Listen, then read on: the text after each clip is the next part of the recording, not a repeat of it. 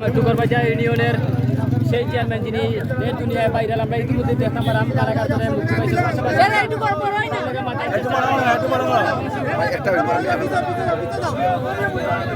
কর্মীরা খুবই আনন্দ মুখরিত যারা আছেন একসাথে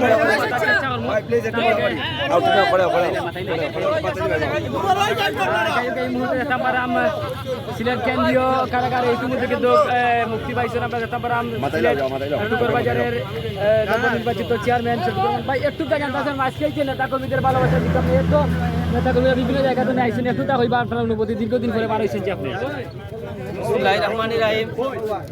আমি ধন্যবাদ জানাচ্ছি আমার এলাকার আমার মুরব্বিয়ান যুব সমাজ এবং আমার জাতীয়তাবাদী পরিবারের নেতৃবৃন্দদেরকে এবং আমার টুকরবাজার ইউনিয়ন পরিষদ সহ সিলেট সিটি কর্পোরেশন অনেক নেতৃবৃন্দ আসছেন। আমি সবাইকে ধন্যবাদ জানাচ্ছি, কৃতজ্ঞতা জানাচ্ছি।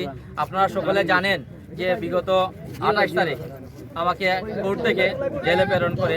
মূলত এই ঘটনাটা হচ্ছে আপনারা সবাই জানেন যে গায়েবী মিথ্যা মামলা, এই মিথ্যা মামলা দিয়ে আমাকে হয়রানি করার জন্য রাজনৈতিক উদ্দেশ্যে আমাকে মামলায় নাম দেওয়া হয়েছে। আর আজকে আপনারা যে কষ্ট করে আছে আপনাদের সকলের ভালোবাসা আমি শিখত। আমি জানি যে জেলের ভিতরে থেকে অনেক খবর পেয়েছি, আপনারা অনেক লোকজন আসছেন, অনেক সময় দেখতে পারেন নাই, দেখা সাক্ষাৎ করার একটা লিমিটেড তারা সময় বেঁধে দিয়েছে, অনেকে এসে কষ্ট করেছেন। আমি তাদেরকে ধন্যবাদ জানাচ্ছি এবং কৃতজ্ঞতা জানাচ্ছি। আমাদের মাঝে এখানে উপস্থিত আছেন আমার সিলেট সিটি কর্পোরেশনের 7 নং ওয়ার্ডের কাউন্সিলর এবং আমার 8 নং ওয়ার্ডের যিনি আগামী দিনের কান্ডারি কাউন্সিলর হবেন ফজিলক ভাই সহ আমার এলাকার মুরব্বিয়ান আমার লাল ভাই সহ আমার রাজন এবং বন্ধুবান্ধব আতিক ভাই, অনেকের নাম বলতে হবে। সবাইকে আমি অসংখ্য ধন্যবাদ এবং কৃতজ্ঞতা জানাচ্ছি। আর সবার প্রতি আমার কৃতজ্ঞতা রইল। আর বিশেষ করে আপনারা সকলে দোয়া করবেন। আর এই যে নির্বাচন, প্রশাসনের নির্বাচন হয়েছে আপনারা দেখেছেন, এই সরকার এই বিগত দিনে এই 14তে বলেন 18তে বলেন আর এই যে 23-এ যে 24-এ যে নির্বাচন করেছে, সবগুলো নির্বাচন দিনের ভোট রাতে দিয়েছে, প্রশাসন নির্বাচন করেছে। এই নীল নকশা নির্বাচন করে যেভাবে দেশ চালিয়ে যাচ্ছে, যে দ্রব্যমূল্যের যে ঊর্ধ্বগতি আর মানুষকে অযথা গায়েবী মিথ্যা মামলা দিয়ে হয়রানি করতেছে। আজকে দেশমাতা এই দেশের 3বারের প্রধানমন্ত্রী দেশ নায়ক তারেক রহমানের মাতা এবং রাষ্ট্রপতি শহীদ জিয়াউর রহমানের স্ত্রী, উনি 81 বয়সের বৃদ্ধ মহিলা 5 বছর ধরে কারাবরণে আছে।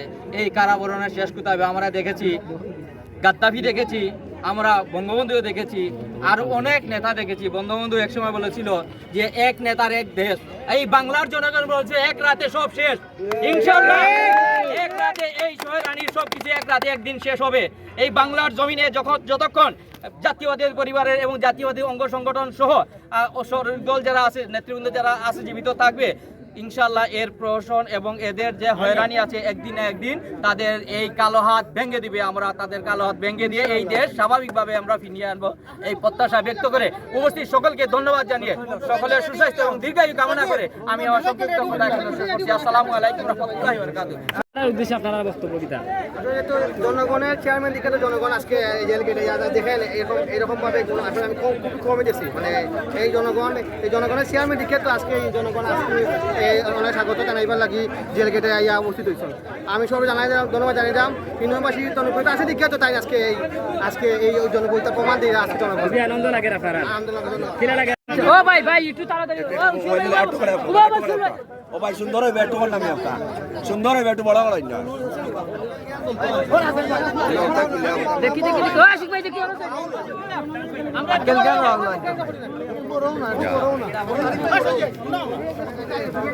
ও রাসেল ভাই লাগবে ও সুজিত ভাই একটু বড় হ্যালো সব রাসেল ভাই দেখি